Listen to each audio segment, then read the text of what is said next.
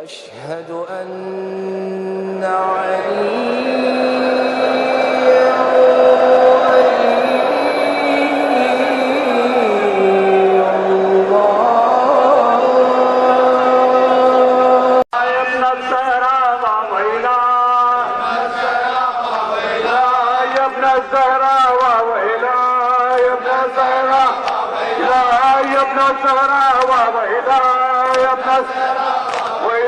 يا ابن الزهراء وإلهي مرحبا لا وإله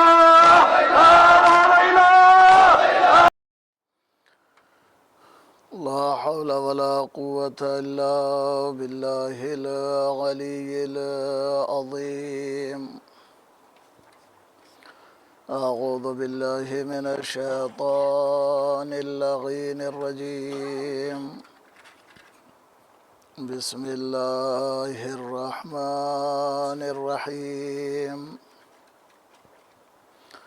الحمد لله الذي هدانا لهذا وما كنا لنهتدئ لولا أن هدانا الله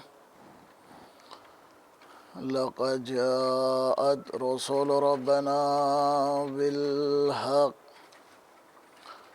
الصلاة والسلام على أشرف الأنبياء والمرسلين وخاتم النبيين محبوب رب المشرقين ورب المغربين جد الحسن والحسين مولانا مولى الثقلين أبي القاسم محمد اللهم صل على محمد وآل محمد وعلى آله الطيبين الطاهرين المعصومين ولعنة الله على أعدائهم أجمعين أما بعد فقد قال إمامنا الحسين عليه السلام إني لم أخرج أشرا ولا بطرا ولا ظالما ولا مفسدا إنما خرجت لطلب الإصلاح في أمة جدي لأمر بالمعروف وأنهى عن المنكر صلوات پڑھ لیں محمد وآل اللهم صل على محمد وآل محمد معزز سامعین کرام علماء اور افاضل کا مجمع ہے بہت زیادہ دیر تک آپ کی سماع خراشی کا ارادہ نہیں ہے مختصر سے وقت میں انشاءاللہ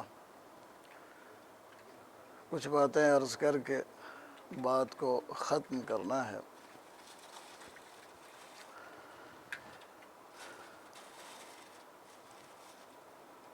مولا امام حسین علیہ السلام کا یہ قول جیسا کہ معروف ہے آپ حضرات پڑھتے بھی ہیں سنتے بھی رہتے ہیں آواز لگتا ہے نہیں آ رہی ہے تو اگر قریب کرنا ہے تو کچھ قریب کر دیں لاؤڈ اسپیکر ایک صلوات پڑھے محمد آل محمد کے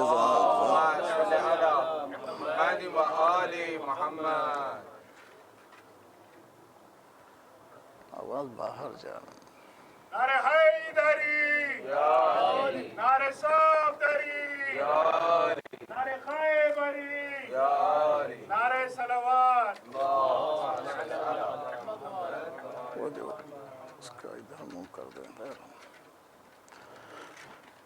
یہ مولا امام حسین علیہ السلام کا یہ قول سے مولا نے یہ فرمایا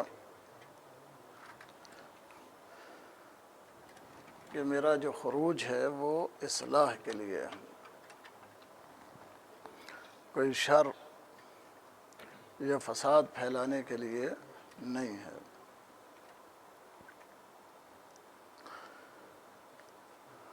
لہذا واقعہ کربلا کا جو ہدف ہے جو مقصد ہے وہ ہدف اور مقصد خود مظلوم کربلا نے اپنی زبان سے بیان فرما دیا درود پڑھ لیں محمد و آل محمد کی ذات پر۔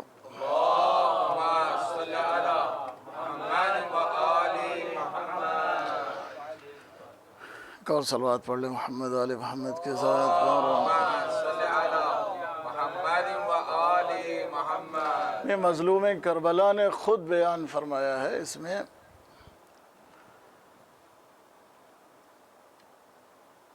ہم جیسے لوگوں کو بہت زیادہ زحمت کرنے کی ضرورت نہیں ہے، کیونکہ مولا نے خود مقصد بیان فرما دیا ہے۔ وہ مقصد کیا ہے؟ اصلاح۔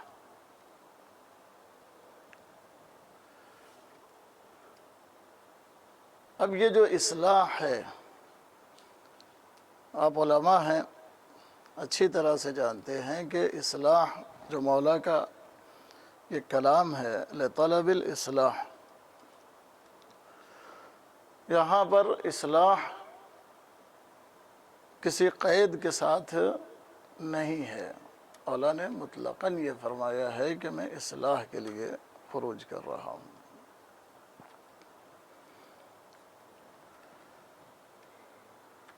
اب اصلاح دیکھا جائے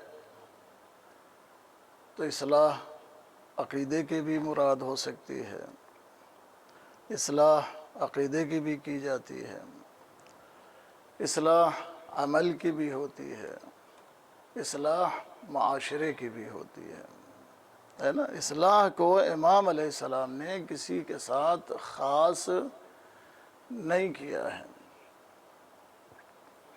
مولا نے فرمایا کہ میں اصلاح کے لیے خروج کر رہا ہوں۔ اب یہ اصلاح اس کلام میں مولا کے عام ہے۔ اگر عقیدے میں خرابی ہے تو مولا اصلاح عقیدے کی کرنا چاہتے ہیں، اگر عمل میں خرابی ہے تو مولا اصلاح عمل کی کرنا چاہتے ہیں۔ ہم جیسے کسی عام انسان کے لیے یہ زیب نہیں دیتا ہے کہ ہم مولا کے اس کلام کو کسی ایک اصلاح کے ساتھ خاص کر دیں، ہمارے لیے یہ زیب نہیں دیتا ہے، کیونکہ مولا نے مطلقاً فرمایا ہے لطلب الاصلاح، اصلاح کے لیے۔ اصلاح عقیدے کی بھی ہو سکتی ہے، اصلاح عمل کی بھی ہو سکتی ہے، معاشرے کی اصلاح، یعنی جہاں خرابی ہے اس کی اصلاح کے لیے مولا کا یہ جو خروج ہے، مولا کا جو یہ اقدام ہے، مولا کا خروج ہے، یہ اس کی اصلاح کے لیے ہے۔ لہذا اصلاح کو کسی ایک شعبے کے ساتھ، کسی ایک امر کے ساتھ مختص کرنا یہ درست نہیں ہوگا۔ ایک درود پڑھ لیں محمد و آل محمد کی ذات۔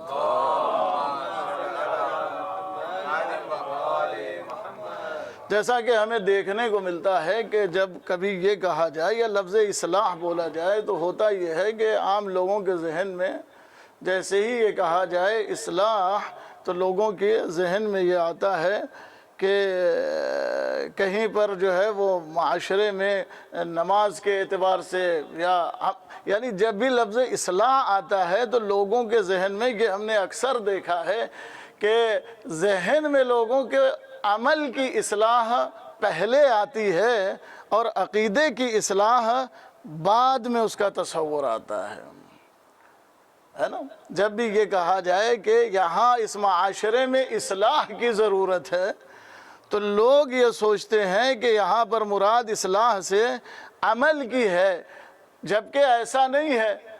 معاشرہ ہو سکتا ہے کہ عمل کے لحاظ سے فاسد ہو، اور یہ بھی ہو سکتا ہے کہ معاشرہ عقیدے کے لحاظ سے فاسد ہو۔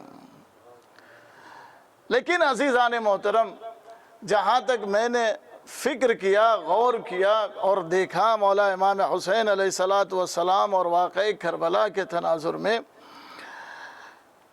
جہاں تک میری سمجھ میں آیا وہ یہ ہے کہ امام علیہ السلام جہاں ہر طرح کی اصلاح مراد ہے امام کی، وہیں پر امام علیہ السلام کی اگر کوئی خاص اصلاح مراد ہے تو وہ عقیدے کی اصلاح مراد ہے۔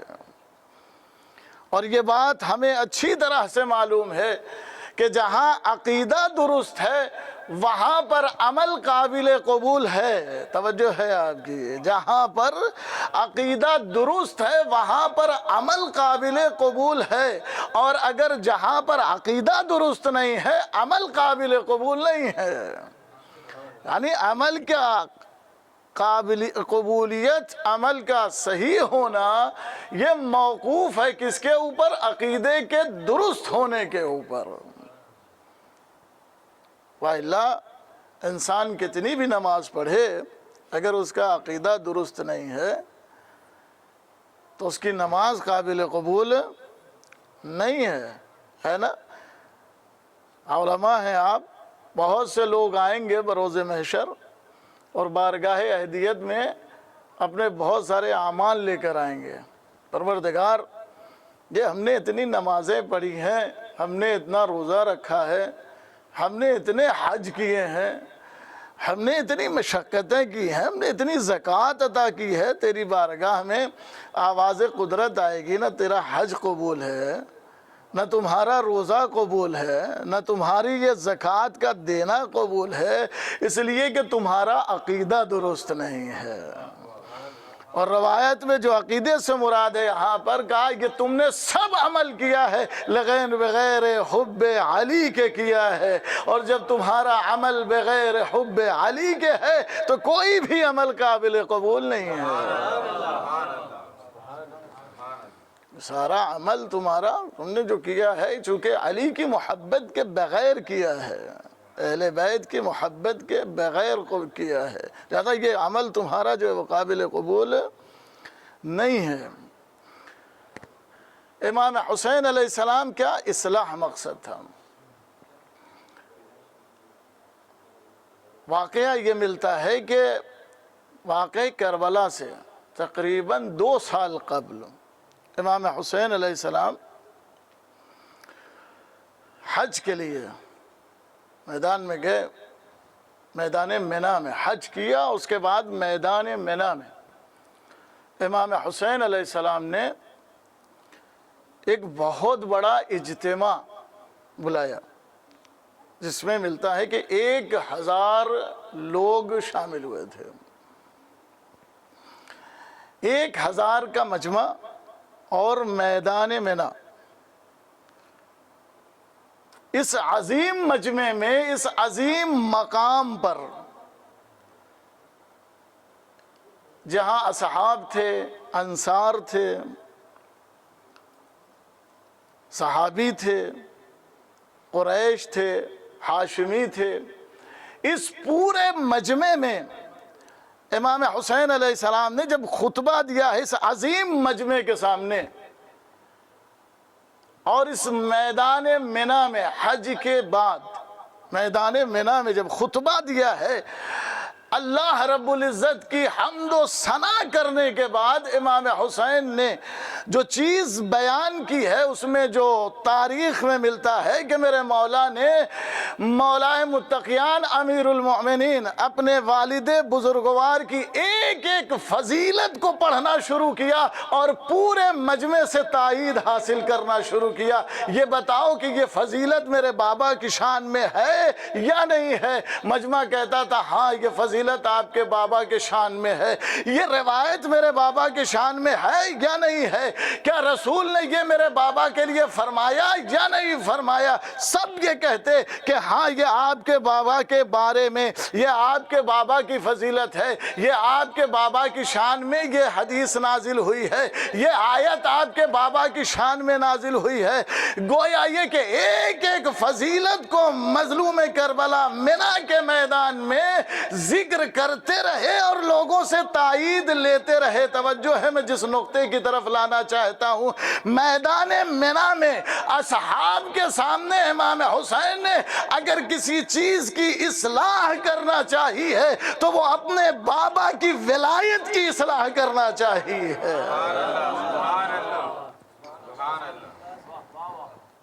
اس پورے خطبے کو جو مظلوم کربلا نے امام حسین علیہ السلام نے 2 سال پہلے جو خطبہ ہے پورا، اس خطبے کو پڑھیں، اس میں اور کسی چیز کا تذکرہ نہیں ہے، نہ اس میں نماز کا تذکرہ ہے، نہ اس میں روزے کا تذکرہ ہے، نہ اس میں حج کا تذکرہ ہے۔ منی کے میدان میں امام حسین علیہ السلام کیا کر رہے ہیں؟ اپنے بابا کی ایک ایک فضیلت بیان کر رہے ہیں اور لوگوں سے اس کی، دیکھیں ضرورت بھی یہی تھی، چونکہ میں نے کہا ہے کہ میں زیادہ وقت نہیں لوں گا، مختصر وقت کے لیے۔ خرابیاں بہت ساری تھیں، امام حسین کا جو مقصد اصلاح کا تھا، کل کسی طالب علم نے سوال کیا کہ بہت سے لوگ ہیں جو یہ کہتے ہیں کہ مجلسیں جو ہیں وہ اصلاحی ہونا چاہیے۔ کسی طالب علم نے کہا کہ بہت سے لوگ ہیں جو منبر پہ آنے کے بعد یہ کہتے ہیں کہ یہ نعرے اور یہ تبرع اور یہ چیزیں جو ہیں اس کے بجائے مجلسیں اصلاحی ہونا چاہیے۔ میں نے کہا اصل میں اس نے اصلاح جو امام حسین کا مقصد اسے سمجھا ہی نہیں ہے۔ توجہ ہے آپ کی؟ اگر یہ جو خطیب، یہ عالم دین ہے، اگر وہ یہ سمجھ جائے کہ معنی اصلاح کیا ہے، بھائی معنی اصلاح کو کسی ایک مصداق اور مفہوم میں قید کرنا، یہ کہاں سے آپ نے اخذ کیا ہے؟ یہ کہاں سے آپ نے لیا ہے؟ کہ امام حسین علیہ السلام نے اصلاح کو کسی ایک مفہوم سے، اصلاح سے مقصد اگر یہ ہے کہ ایک دوسرے، اصلاح سے مقصد یہ ہے کہ جو عام طور سے لوگ یہ لیتے ہیں کہ یہ بیان کیا جائے کہ معاشرے میں کیا خرابی، بھائی معاشرے میں جس طرح سے عمل کی خرابی ہے اسی طرح سے معاشرے میں عقیدے کی خرابی ہے۔ تو جس طرح سے اصلاح معاشرے میں عمل کی ضرورت ہے، عمل کے اصلاح کی ضرورت ہے، اسی طرح سے عقیدے کی اصلاح کی بھی ضرورت ہے۔ توجہ ہے آپ کی؟ جس طرح سے عمل کے اصلاح کی ضرورت ہے، اسی طریقے سے عقیدے کے بھی اصلاح کی ضرورت ہے۔ اور جیسا کہ میں نے کہا کہ عمل سے پہلے عقیدے کی اصلاح کی ضرورت ہے، کیونکہ عقیدہ درست ہوگا تو عمل درست ہوگا۔ کہ اگر عقیدہ درست ہوگا تو عمل درست ہوگا۔ تو عمل سے پہلے عقیدے کی اصلاح کی ضرورت ہے۔ ہاں مجلسیں اصلاحی ہونا چاہیے، لیکن اصلاح جو آپ سمجھتے ہو کسی ایک مفہوم، کسی ایک معنی کے ساتھ خاص نہ کرو۔ جہاں پر جیسی ضرورت ہو اس طرح کی اصلاح کرو۔ اگر کہیں پر عقیدے کی اصلاح کی ضرورت ہے تو عقیدے کی اصلاح کیا جائے، اگر کہیں پر عمل کی اصلاح کی ضرورت ہے تو وہاں پر عمل کی اصلاح کیا جائے۔ لیکن یہ کہ خاص کر دینا کہ مجلسوں میں اصلاح ہونا چاہیے، اور اصلاح سے مطلب یہ ہے کہ آپ صرف یہ پڑھیں کہ نماز پڑھنا چاہیے، روزہ رکھنا چاہیے، حج کرنا چاہیے اور فضائل اہل بیت۔ بھائی سب سے بڑی اصلاح یہی ہے کہ فضائل اہل بیت کو بیان کیا جائے، سیرت اہل بیت کو بیان کیا جائے۔ جب فضائل اہل بیت کو بیان کیا جائے گا، سیرت اہل بیت کو بیان کیا جائے گا، تو یہ ایک ایسی جامع شے ہے جس میں عقیدے کی بھی اصلاح ہو جائے گی، عمل کی بھی اصلاح ہو جائے گی۔ یہ ایک ایسی جامع شے ہے کہ جس میں عقیدے کی بھی اصلاح ہو جائے گی، عمل کی بھی اصلاح ہو جائے گی۔ لہذا اصلاح کو کسی ایک شے کے ساتھ مخصوص نہ کیجیے۔ امر بالمعروف، کسی طالب علم میں کل کہیں بیٹھا ہوا تھا تو اس نے کہا کہ کہتے ہیں امر بالمعروف ہونا چاہیے اور نہیں انل منکر ہونا چاہیے ممبر سے۔ نے کہا شاید سمجھا نہیں ہے، معنی ہی شاید اس کے ذہن میں نہیں ہے کہ امر بالمعروف کسے کہتے ہیں یا نہی عن المنکر کسے کہتے ہیں۔ کیا امر بالمعروف یا نہی عن المنکر خاص ہے کہ لوگوں کو نماز کی ترغیب دیا جائے اسے امر بالمعروف کہیں گے، لوگوں کو روزے کی ترغیب کیا جائے وہاں امر بالمعروف کہیں گے، لوگوں کو آپس میں ایک دوسرے کے ساتھ تراحم یا لوگوں کو ایک دوسرے کے معاشرے میں جو ہے وہ اختلافات اور اس سے بچا جائے اسی کو امر بھئی جس طرح سے نماز کی ترغیب دینا، روزے کی تبلیغ دینا، جس طرح سے جھوٹ کی مذمت کو بیان کرنا، سچ کی حقیقت کو بیان کرنا، جس طرح سے یہ سب کچھ امر بالمعروف ہے، اسی طرح سے اہل بیت کی فضیلت بیان کرنا یہ کب امر بالمعروف سے خارج ہے؟ توجہ ہے آپ کی بھائی، جس طرح سے یہ سارے عمل امر بالمعروف ہیں اسی طرح سے اہل بیت کی فضیلت بیان کرنا یہ بھی اہل بیت کی فضیلت بیان کرنا یہ بھی امر بالمعروف ہے۔ بلکہ یہ کہوں کہ اگر امر بالمعروف میں اللہ کی وحدانیت کے بعد کوئی چیز اعلیٰ ہے تو وہ ہے اہل بیت کی فضیلت بیان کیا جائے، ان کا کردار بیان کیا جائے۔ امر بالمعروف کیا ہے؟ امر بالمعروف کا مطلب کیا؟ معروف کا حکم دینا۔ معروف کیا؟ اہل بیت کی فضیلت سے بڑھ کر، ان کی سیرت سے بڑھ کر کوئی معروف ہے؟ ان کی سیرت، ان کی فضیلت یہ معروف سے خارج ہے؟ کہتے نہیں امر بالمعروف ہونا چاہیے، تبرع اور یہ جو ہے فضائل کو نہیں پڑھنا چاہیے۔ بھئی امر بالمعروف خود یہ تبرع اور فضائل اہل بیت یہ خود امر بالمعروف ہے، یہ امر بالمعروف سے خارج نہیں ہے۔ آپ امر بالمعروف کے دائرے کو چھوٹا نہیں کیجیے، سب کچھ شامل ہے، اللہ کی وحدانیت سے لے کے اس کی عدالت سے لے کر اور مولا متقیان امیر المومنین کی ولایت تک، ان کے ولایت کا بیان، ان کے ولایت کو اظہار کرنا، لوگوں تک پہنچانا، علی کی ولایت کو لوگوں تک پہنچانا، لوگوں میں اجاگر کرنا، یہ بھی امر بالمعروف ہے۔ امر بالمعروف کو کسی ایک چیز کے ساتھ خاص نہ کیا جائے، یہ بھی امر بالمعروف۔ اور عظیم امر بالمعروف یہ ہے کہ علی کی ولایت کو لوگوں کے دلوں تک پہنچایا جائے، اس لیے کہ جس دل میں علی کی ولایت گھر کر جائے گی وہاں پر نیکی ہی نیکی ہوگی، اچھائی ہی اچھائی ہوگی، وہاں برائی نہیں پائی جائے گی۔ جہاں پر علی کی ولایت ہوگی، اہل بیت کی محبت ہوگی، وہاں پر نیکی ہی نیکی ہوگی، وہاں پر اچھائی ہی اچھائی ہوگی، برائی نہیں ہوگی۔ لہذا امر بالمعروف کسی ایک مطلب کے ساتھ، کسی ایک مفہوم کے ساتھ خاص نہ کیا جائے۔ تو عزیزان محترم، اصلاح امام حسین علیہ السلام کے کیا ہے مقصد؟ اصلاح ہے۔ صلوات پڑھ لینا محمد آل محمد کی ذات۔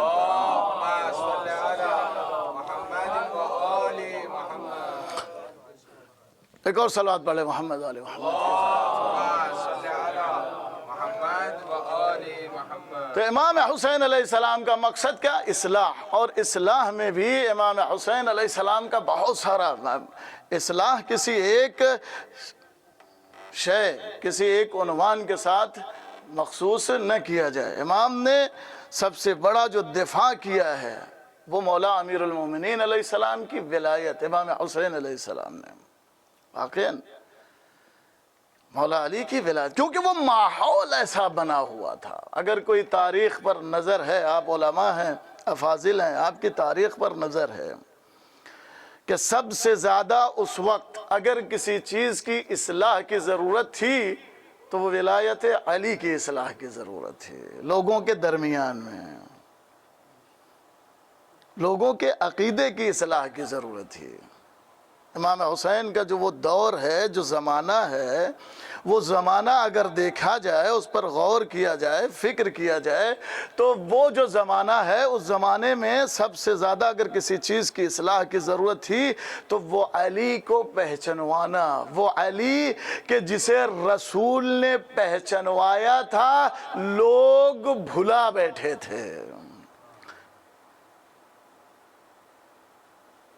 جب وہ اگر اس سے اور زیادہ وضاحت میں جاؤں اور زیادہ تفصیل میں جاؤں کہ جس علی کو نبی نے ہر مقام، ہر منزل، ہر جگہ پر بتایا تھا، پہچنوایا تھا، دیا تھا، اور یوں ہی نہیں کہ علی کی محبت میں آپ سب جانتے ہیں، ایسا نہیں کہ کوئی علی سے نبی اکرم جو ہے کوئی ذاتی یا کوئی غریزی محبت کی وجہ سے نہیں، اس لیے کہ نبی جانتے تھے کہ اگر میرا مشن اسلام یعنی جسے نبی لے کر آئے ہیں اگر وہ پروان چڑھ سکتا ہے حقیقت میں حقیقی لباس کے ساتھ، اگر امت تک آنے والی نسلوں تک پہنچ سکتا ہے تو وہ صرف علی کے ہاتھوں سے پہنچ سکتا ہے۔ اس لیے نبی اکرم علی کو بار بار پہچنوا رہے تھے، اسی لیے نبی اکرم نے فرمایا تھا دیکھو اگر سب ایک طرف چلے جائیں اور علی ایک الگ راستے پر ہوں تو ادھر نہ جانا، اس طرف جانا جدھر علی جائیں۔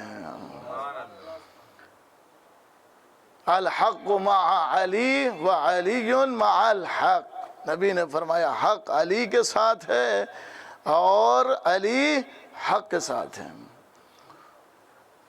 تو یہ جو نبی اکرم نے فرمایا تھا حق علی کے ساتھ ہے اور علی حق کے ساتھ ہے، جسے نبی اکرم نے ثقلیں دو جو چیزیں چھوڑی تھیں نبی نے، اللہ کے رسول نے، قرآن اور حدیث، قرآن اور اپنے اہل بیت، یہ جو دو گراں قدر چیزیں چھوڑی تھیں اللہ کے رسول نے، ہوا کیا تھا؟ لوگ دوسری چیز کی طرف سے جو نبی نے چھوڑی تھی اہل بیت، اس کی طرف سے لوگ روگرداں ہو رہے تھے، لوگ منحرف ہو رہے تھے اور ہو گئے تھے۔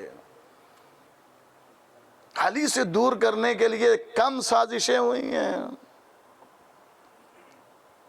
پوری دولت خرچ کی گئی ہے، ممبروں سے، مسجدوں سے، 40 ہجری سے لے کر 60 ہجری تک کے ہوا کیا ہے؟ یہی تو ہوا ہے کیا کہ وہ جسے اللہ کے رسول نے چھوڑا تھا کہ میرے بعد تم گمراہ نہیں ہوگے، وہ کون دو چیزیں تھیں؟ ایک اللہ کی کتاب اور میرے اہل بیت، دو چیزوں کو جو اللہ کے رسول نے چھوڑا تھا۔ ان دو چیزوں میں سب سے زیادہ اگر کسی کے اوپر ظلم کیا گیا اور جس چیز سے لوگوں کو دور کرنے کی کوشش کی گئی تھی وہ اہل بیت تھے۔ بنو امیہ کا پورا جو منشور تھا، پورا بنو امیہ کی جو کوشش تھی وہ یہی تھی کہ لوگوں کو اہل بیت سے دور کیا جائے، اہل بیت سے دور کیا جا رہا تھا، یعنی ایسا ماحول بنا دیا گیا تھا کہ لوگ علی وہ کہ جس کے لیے اب وہ ساری روایات احادیث آپ کے نظروں میں ہے، ذہنوں میں ہے، اب یہاں پر کہ اہمیت مولا متقیان کے جس کے لیے نبی نے اتنے ساری احادیث، اتنی فضیلت بیان کی ہو، اس علی کے لیے امام حسن کے سامنے آ کر ایک شخص، ان میں صرف جو ہے وہ معاملے کی میں سنگینی بیان کرنا چاہتا ہوں کہ کتنا زیادہ اس دوسری ثقل کے ساتھ کتنا زیادہ ظلم ہوا تھا کہ اس علی کے بارے میں حسن کے سامنے آ کر ایک شخص یہ کہتا ہے اشرکت کما اشرک ابوک،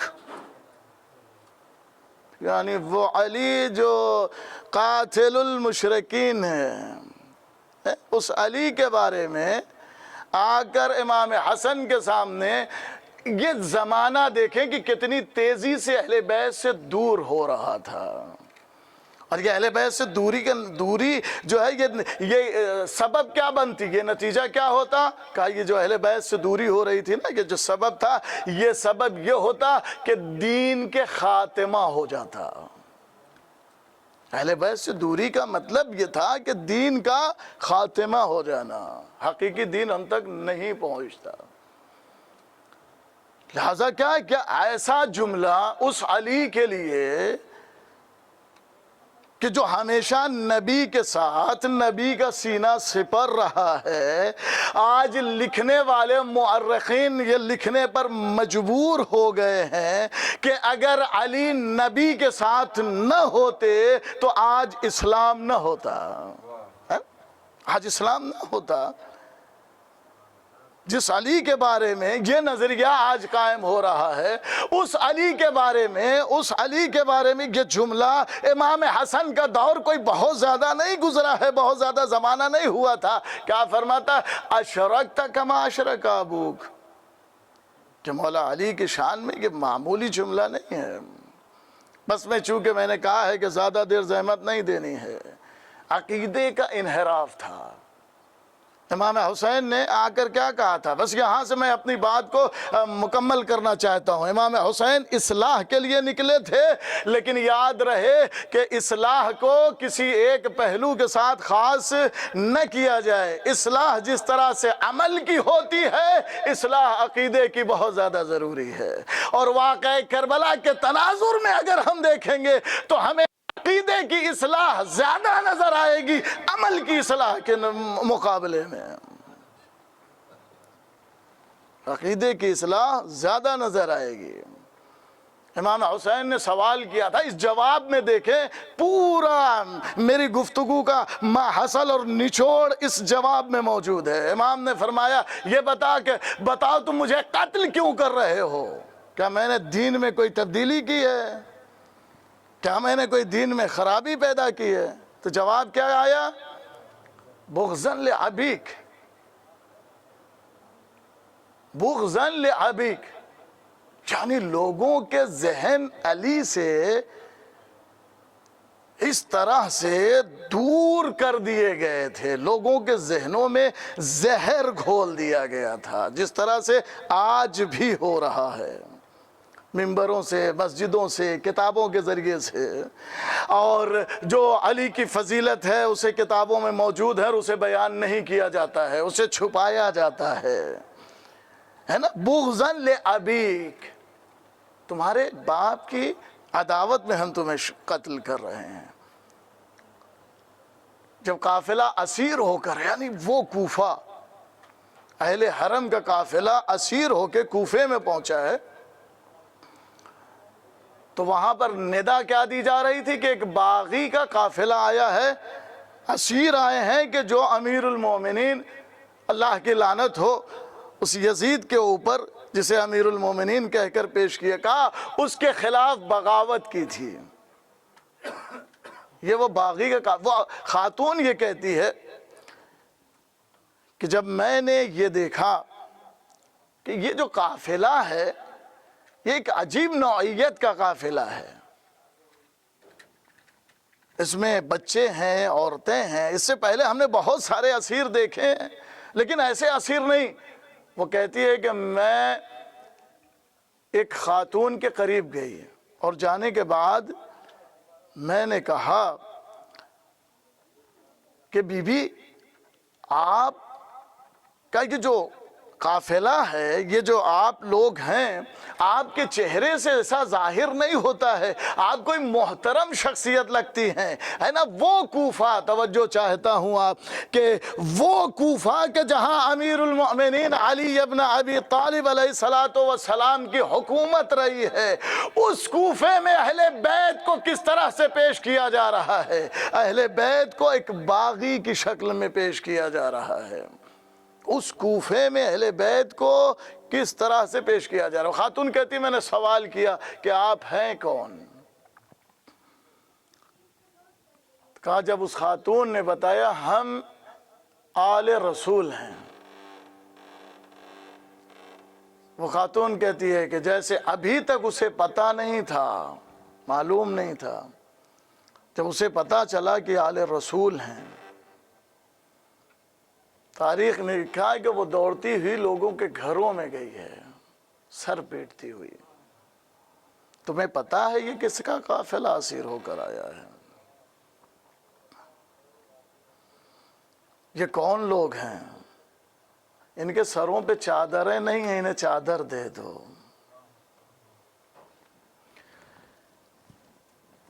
جب اس نے جا کر پورے کوفے میں بتایا ہے اور چادریں لوگوں کے گھروں سے لے کر آئی ہے، ایک واویلا ہوا ہے کوفے کے اندر، لوگ سروں کو پیٹ کر نکلے ہیں، یہ کوئی باغی نہیں ہے، یہ آل رسول ہیں۔ اللہ اکبر۔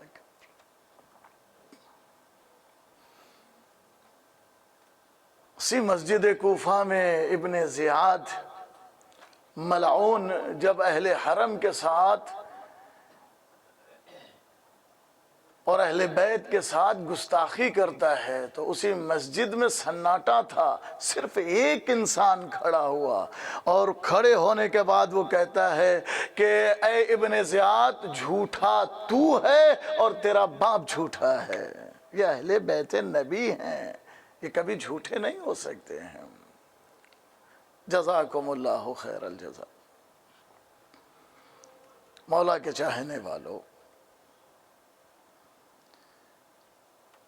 ضرورت ہے اصلاح کی، عقیدے کی اصلاح کی ضرورت ہے۔ لوگ صحیح طریقے سے عقیدے کو سمجھ نہیں سکے ہیں۔ 11 سفر ہے، 10 سفر گزر چکی ہے،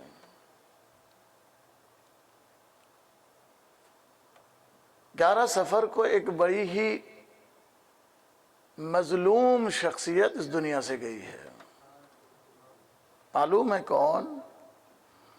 حسین کے سینے پہ سونے والی حسین کی ننھی سکینہ۔ اللہ اکبر۔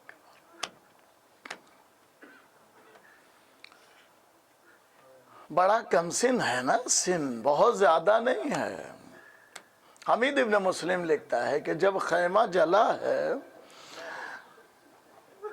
وہ بیان کرتا کہتا ہے میں دیکھ رہا تھا خیمہ جلا ہے، بیویاں ایک خیمے سے دوسرے خیمے میں، دوسرے خیمے سے تیسرے خیمے میں، اسی طرح سے جب ایک خیمے میں جمع ہو گئی ہیں۔ اے عزادارو کہتا ہے میں نے دیکھا ایک خیمہ جل رہا تھا اور آخری خیمہ تھا، اس خیمے کے پاس ایک بی بی کھڑی تھی اور اسے کسی چیز کا ہوش نہیں تھا۔ وہ کہتا ہے میں قریب گیا اور جانے کے بعد میں نے کہا بی بی پتہ ہے کہ خیمہ جل رہا ہے، پیچھے ہٹ جائیے، کہیں ایسا نہ ہو کہ آگ آپ کے دامن تک آ جائے۔ کہا اس بی بی نے کچھ نہیں سنا۔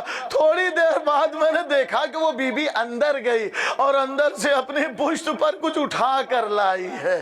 کہا جب وہ باہر آئی ہے تو میں نے دیکھا کہ کچھ اور نہیں ہے، ارے حسین کا بیمار سید سجاد ہے جسے وہ اٹھا کر لائی ہے۔ جزاکم اللہ خیر الجزا۔ وہ کہتا ہے کہ جب آگ لگ رہی تھی، خیمہ جل رہا تھا، بیویوں کا یہ عالم تھا، سروں سے چادریں چھینی جا رہی تھی، اسی اسنا میں نے دیکھا ایک چھوٹی سی بچی ہے جس کے دامن میں آگ لگی ہے، گوشوارے کانوں سے چھینے جا چکے ہیں، لویں پھٹی ہوئی ہیں، خون جاری ہے۔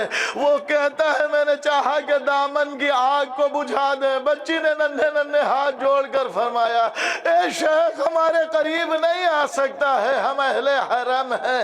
عزادارو کہتا ہے بی بی اے بی بی میں آپ کے دامن کی آگ بجھانا چاہتا ہوں۔ کہتا میں نے جب دامن کی آگ بجھائی ہے نا تو ایک مرتبہ بی بی میری طرف دیکھ کر کہتی شیخ اچھا انسان معلوم ہوتا ہے، مجھے نجف کا راستہ بتا دے۔ کہتا ہے میں نے کہا بی بی نجف کا راستہ پوچھ کر کیا کریں گی؟ کہا میں نے سنا ہے نجف میں میرا دادا علی رہتا ہے، جا کر دادا سے کہوں گی دادا ہمارا گھر لٹ گیا ہے، دادا میرا بابا مارا گیا ہے، پھوپھیوں کے سر سے چادر چھن گئی ہے۔ حسین کی یہ 4 برس کی بچی، عزادارو آپ کی آنکھوں میں آنسو آ گئے ہیں، اس کی شہادت گزری ہے، بڑے ظلم سہے ہیں، کبھی رخسار پہ تماچے لگتے تھے، سب کے بازو بندھے تھے، اس بی بی کا گلا بندھا ہوا تھا۔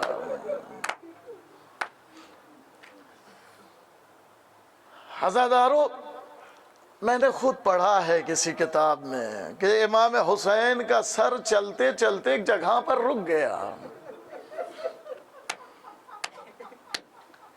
جب سر رک گیا نا، شمر تازیانے لہراتا ہوا آیا، سید سجاد تمہارے بابا کا سر آگے کیوں نہیں بڑھ رہا ہے؟ سجاد آگے آئے، بابا اے بابا آخر وجہ کیا ہے؟ کٹے ہوئے سر سے آواز آئی، سجاد میری سکینہ قافلے سے پیچھے رہ گئی ہے، سجاد میری سکینہ قافلے سے پیچھے رہ گئی ہے، جزاکم اللہ خیر الجزا۔ عزادارو بس میں نے مصیبت ختم کر دی۔ ارے اس بی بی کے رخسار پہ تماچے کی مصیبت الگ ہے، اس کے بازوؤں میں رسیاں باندھی بگئی بڑی مصیبت ہے، لیکن سب سے بڑی مصیبت تو سکینہ پر اس وقت آئی جب یزید کے دربار میں ایک شخص نے سکینہ کی طرف اشارہ کر کے کہا، یزید اس بچی کو مجھے کنیزی میں دے دے۔ تاریخ کہتی ہے بی بی لرز گئی، پھوپھی کا دامن پکڑ کے کہتی ہے، اے پھوپھی اماں کیا ہم پر یہ دن آ گئے اب ہم کنیزی میں جائیں گے؟ زینب تڑپ گئی، اے میری بیٹی سکینہ، یہ ایسا نہیں ہو سکتا ہے، ہم اہل حرم کسی کی کنیزی میں نہیں جا سکتے ہیں۔ جزاکم اللہ خیر الجزا۔ اس حسین کی بچی کی کس مصیبت کو بیان کیا جائے، سینے پہ سونے والی تھی۔ راوی کہتا ہے کہ جب ایک دن شام کے زندان سے رونے کی آواز آئی، یزید نے معلوم کیا یہ گریہ کیوں ہے، کہا حسین کی چھوٹی بچی اس نے اپنے بابا کو خواب میں دیکھا ہے اس لیے وہ رو رہی ہے۔ عزادارو یزید کہتا ہے سر کو بھیج دیا جائے اس کے بابا کا۔ عزادارو کیا آپ سوچتے ہیں تسلی کے لیے ملعون نے بھیجا تھا؟ نہ عزادارو، اور اذیت دینا چاہتا تھا۔ ایک تشت میں سر جب ڈھانک کر لایا گیا، جناب سکینہ کے سامنے پیش کیا گیا، بی بی فرماتی ہے میں نے ابھی اپنے بابا کو دیکھا تھا، مجھے میرا بابا چاہیے۔ عزادارو جیسے ہی سر ہٹایا، جیسے ہی رومال ہٹایا گیا نا، جناب سکینہ کی ایک چیخ نکلی، اے بابا ابھی تو آپ آئے تھے مجھے تسلیاں دے رہے تھے، اے بابا آپ کے سر و تن میں جدائی کس نے کر دی؟ جزاکم اللہ خیر الجزا۔ سکینہ نے بابا کے رخسار پہ رخسار رکھ دیے، تھوڑی دیر روتی رہی، جب تھوڑی دیر گزر گئی نا، ایک مرتبہ سجاد نے پھوپھی کو آواز دیا، اے پھوپھی اماں بہن کو سنبھالو، میری بہن دنیا سے گزر گئی۔